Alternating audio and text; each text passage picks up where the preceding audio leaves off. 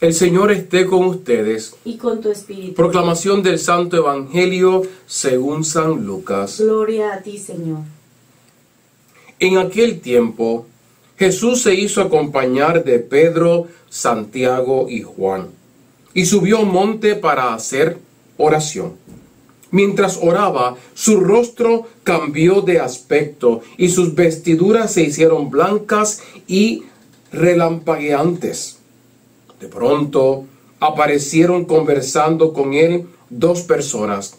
Rodeados de esplendor eran Moisés y Elías, y hablaban de la muerte que les esperaba en Jerusalén.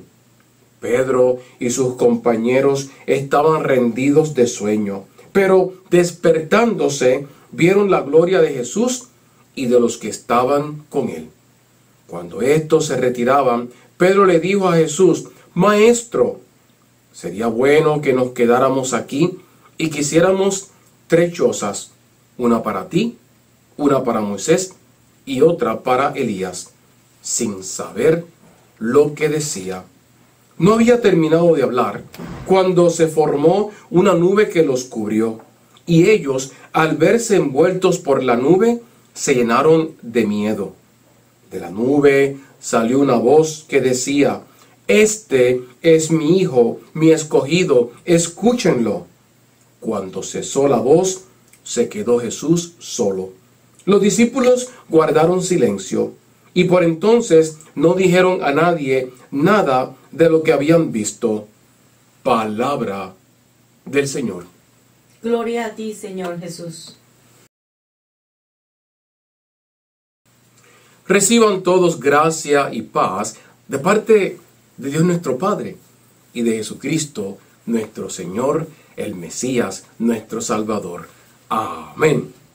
Salmo 127 nos recuerda en esta liturgia de hoy, segundo domingo de Cuaresma: el Señor es mi luz y mi salvación. El Señor es mi luz.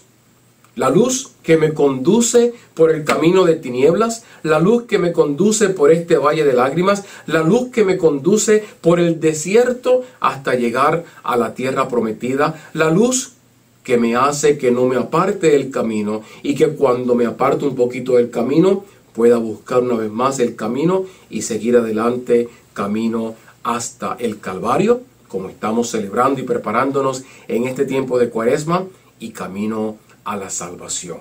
El Señor es mi luz y mi salvación. Y esa fue la experiencia que recibieron los discípulos Pedro, Santiago y Juan cuando Jesús los invita. Jesús los había invitado otras ocasiones para otras diferentes actividades. Ellos fueron testigos de otras cosas que Jesús había hecho y que Jesús haría, pero no como esta experiencia. Esta experiencia completamente única que Pedro, Santiago y Juan experimentan en este Evangelio de San Lucas en el capítulo 9. En aquel tiempo, dice el Evangelio, Jesús se hizo acompañar de Pedro, Santiago y Juan y subió a un monte para hacer oración. No era la primera vez que Jesús subía al monte. Era la costumbre de Jesús diariamente ir a solas a orar con el Padre Dios. Mientras oraba, su rostro cambió de aspecto. Muchas veces nosotros pedimos a Dios un cambio. Pedimos que las cosas se arreglen, que nos dé una señal, que nos dé algo que nosotros podamos ver que Dios está presente. Pero la pregunta es, ¿cuánta oración estamos haciendo? Aquí, si vamos a hacer un análisis filosófico, ¿qué podemos aquí concluir? Dice el texto: mientras oraba, su rostro cambió de aspecto. Entonces, si tú quieres que tu vida cambie, que tu mundo cambie, que todo lo que está a tu alrededor cambie, ¿qué tenemos que hacer? Orar. Eso en el seminario, cuando estudiamos en el seminario, nuestra licenciatura de filosofía, se llama un silogismo. Por eso los sacerdotes tenemos que estudiar una licenciatura en filosofía para poder entender la palabra de Dios y para poder entender un poco la mente de Dios. Un silogismo es: si ocurre esto, este es el resultado, esta es entonces, ¿qué? Esta es entonces la razón de eso. Si tú oras, tu rostro va a cambiar, tu aspecto va a cambiar, tu vida va a cambiar. Y una de las cosas que en esta cuaresma nosotros pedimos, la iglesia nos recomienda, es incrementar nuestro tiempo de oración. Primera pregunta para este domingo, primer examen para ti y para mí. ¿Cuánto tiempo estás dedicando a la oración? ¿Y cuánto tiempo estás dedicando a otras cosas vanas de este mundo? A estas cosas vanas del mundo que, como dice ahorita, Jesús nos recuerda y nos recuerda el apóstol Pablo en la segunda lectura, son simplemente, nos sacan del camino, nos sacan del enfoque que es Dios. Y sus vestiduras se hicieron blancas y relampagueantes. O sea, es la transformación. A través de la oración vemos una transformación de la enfermedad a la salud, de la tristeza a la alegría, de la desesperanza a la esperanza, del desánimo a las ganas de vivir y de marchar, de levantarse y de seguir adelante. La oración es la respuesta para todos esos problemas que tú y yo pasamos a diarios. De pronto aparecieron conversando con él, ¿con quién? Con Jesús, dos personajes. Miren qué interesante, rodeados de esplendor. Estos dos también estaban rodeados de esplendor. Aquí ahora ve en la pantalla una imagen, la imagen que pusimos al principio de la misa, de Jesús resplandeciente y también estos dos personajes. ¿Quiénes eran?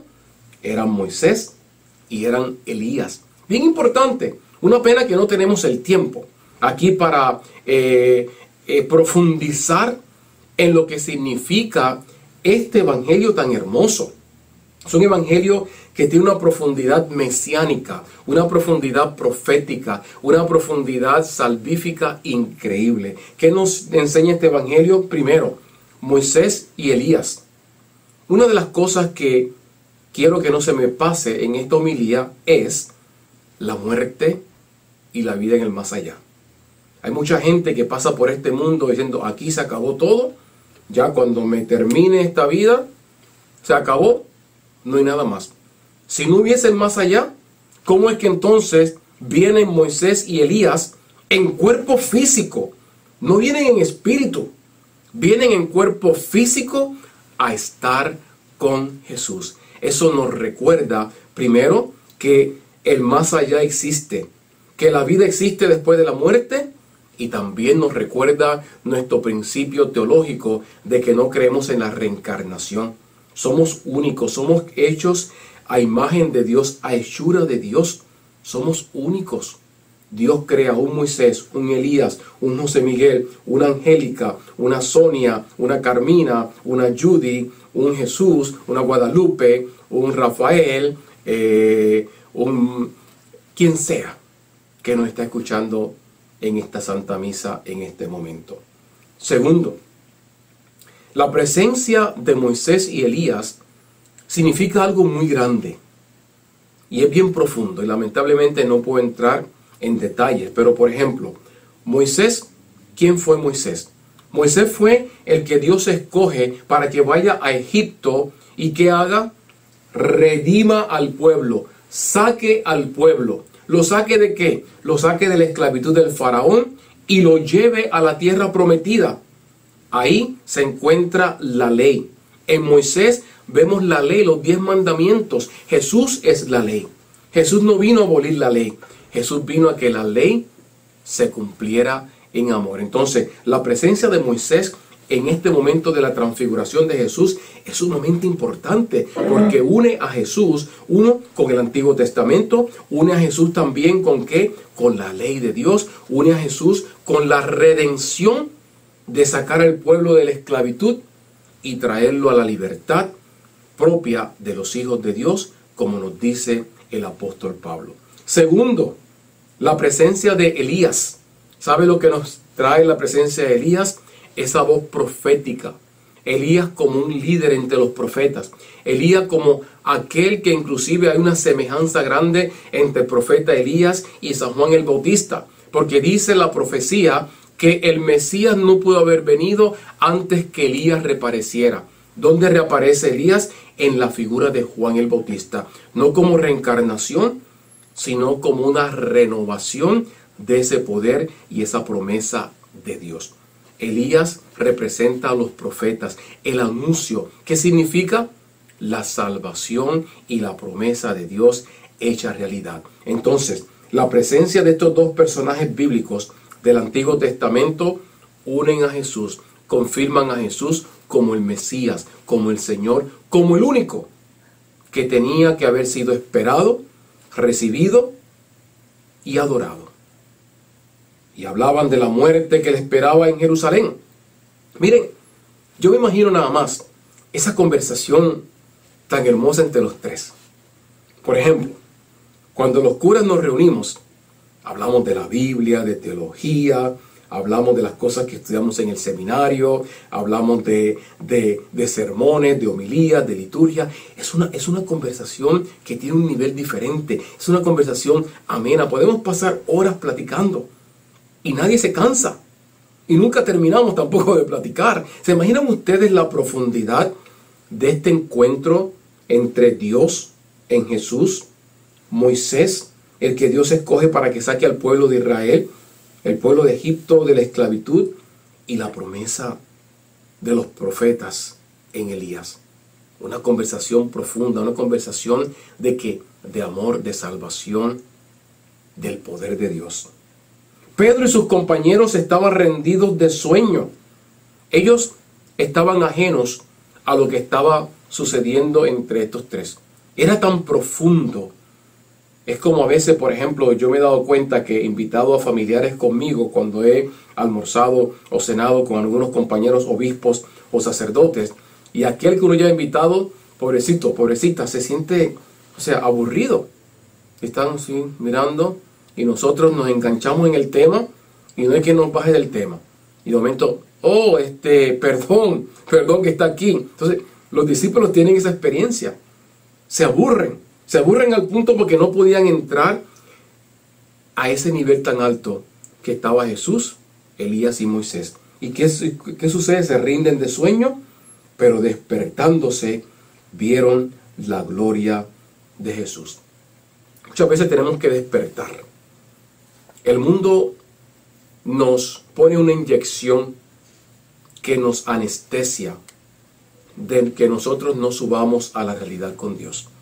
Y en este evangelio estamos llamados, en esta transfiguración estamos llamados a que nosotros despertemos. Hay que despertar del sueño, como dice la segunda lectura de Pablo. Hay que despertar de qué? Hay que despertar. Mire lo que nos decía Pablo en la segunda lectura, palabras tan hermosas.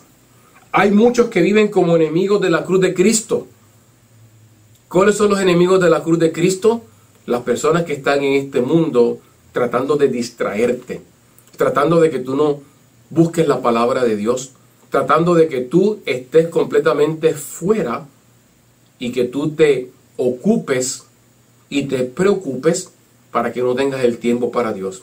Las telenovelas, que ustedes saben, los que me escuchan, que soy completamente en contra de las telenovelas, creo que son un cáncer y creo que son, en vez de arte, no es arte. Cuando era en la radio, eran cosas del pueblo, era una poesía hablada y actuada. Hoy en día es pura chabacanería, hoy en día es puro morbo, es pura porquería, es pura basura.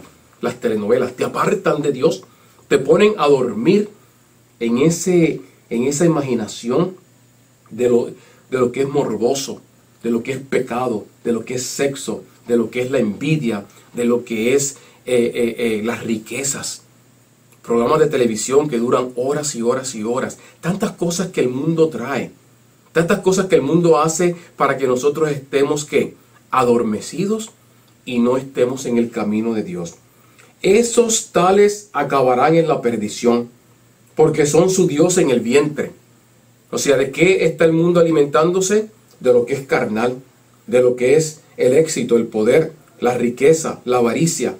Se enorgullecen de lo que deberían avergonzarse. Grandes orgullos hoy en día. Los premios esto, los premios lo otro. No se le da un premio a alguien que hace el bien. No se le da un premio al Papa Francisco, que estuvo en una cárcel en una visita tan emotiva. que muchos nos sacó las lágrimas al ver el Papa yendo y diciendo: yo no puedo tirar la primera piedra porque me caerían todas a mí. Así que todos ustedes tienen el perdón y la misericordia de Dios. Y solo piensan en cosas de la tierra. ¿Qué es lo que nos da todo eso hoy en día? La tierra, lo mundano, el morbo, el pecado. Nosotros, en cambio, somos ciudadanos del cielo, de donde esperamos que venga nuestro Salvador Jesucristo. Siempre que caminando, pensando en qué, en que vamos caminando. Aquí no nos vamos a quedar. Aquí no vamos a plantar. Aquí no somos de planta, como dicen los mexicanos, no. Aquí somos de pasada. Todos somos turistas en este mundo. Él transformará nuestro cuerpo miserable en un cuerpo glorioso, semejante al suyo. Y ahí lo vemos. La transfiguración que hace. La transfiguración nos muestra a nosotros esa gloria, ese resplandor. ¿Qué es lo que hace Jesús? Moisés y Elías hablan de la muerte que les esperaba, que le esperaba a Jesús en Jerusalén. Pero mire, cómo dentro de ese momento en que Jesús sabe que va a morir, que va a sufrir, se ve la gloria de Dios reflejada en él. Como dice el Evangelio, ¿no? Sus vestiduras se hicieron blancas y relampagueantes como la nieve. No solamente la de él, la de Moisés y la de Elías. Eso es lo que todos queremos, llegar a ese momento de que Dios nos ponga ese uniforme con su gloria. Cuando estos se retiraban, ¿no? Pedro le dijo a Jesús: Maestro, sería bueno que nos quedemos aquí. Quisiéramos 3 chozas, una para ti, una para Moisés y otra para Elías. Pero fíjense lo interesante, Pedro en ningún momento dice: y una para nosotros. ¿Y ellos qué pensarían? Bueno, ellos pudieron haber pensado: entramos en la de Jesús. O quizás dijeron: esto no es para nosotros, no estamos listos para esto. No había terminado de hablar cuando se formó una nube que los cubrió. Y ellos, al verse envueltos por la nube, se llenaron de miedo. ¿Cuántas veces cuando tú te sientes que Dios te toca, te mete en una nube en un momento? Hace 2 semanas atrás estuve en una iglesia, San Judas Tadeo en Lamont, y me decía un señor después de la misa: oiga, mire cómo estoy. Sentí un golpe, un cantazo del Espíritu Santo. Sentí que me entró, pero sentí un miedo. Y de momento solté el miedo y comencé a llorar en el medio de la misa. El momento que usted estaba terminando la homilía y comenzó la oración. Sentí eso, pero un miedo que sentí tremendo. ¿Cuántas veces tú sientes miedo de recibir la gracia y el poder de Dios? Entonces, ¿qué tenemos que hacer? Soltarlo. El miedo no es de Dios. Los obstáculos no son de Dios. Como decía el Papa en una pregunta que le hicieron de un político de aquí de Estados Unidos: las paredes no son de Dios. Cerrar puertas no es de Dios. El temor no es de Dios. Entonces hay que abrir eso, hay que tirar las paredes, hay que abrir las puertas. Como decía el Papa Juan XXIII, antes del Concilio Vaticano II, hay que abrir las ventanas para que entre el Espíritu Santo a la casa. Tienes que abrir hoy tus ventanas, las ventanas de tu corazón, de tu alma, para que entre el poder de Dios. Ese mismo poder que estuvo junto a Jesús, Moisés y Elías, a Pedro, Santiago y Juan en el monte. Finalmente de la nube salió una voz que decía: este es mi Hijo, mi escogido, escúchenlo. Este es mi Hijo, mi escogido, escúchenlo. Una vez más, Dios confirma que Jesús es el camino, la verdad y la vida. Que no hay otro camino, no hay otra verdad, no hay otra vida. La vida solamente está en Jesús, aquel que es afirmado por el Padre, en el bautismo de Jesús en el río Jordán. Aquel que es hoy afirmado por la ley que es Moisés, por los profetas que es Elías, aquel que es afirmado por el Antiguo Testamento de que Él era el que tenía que venir, aquel que Dios hoy hace que resplandezca tan blanco como la nieve, aquel que el Padre hoy dice desde el cielo: este es mi Hijo escogido, escúchenlo. Hay que escuchar a Jesús. Y en esta segunda semana de Adviento, la iglesia nos invita a escuchar a Jesús. Hoy los invito a que esta semana usted dedique 5 minutos de su tiempo para leer la Sagrada Escritura y 5 minutos para escuchar a Dios. Lea solamente 5 minutos y luego en silencio escuche la palabra de Dios. Escuche la palabra de Dios viva, léala.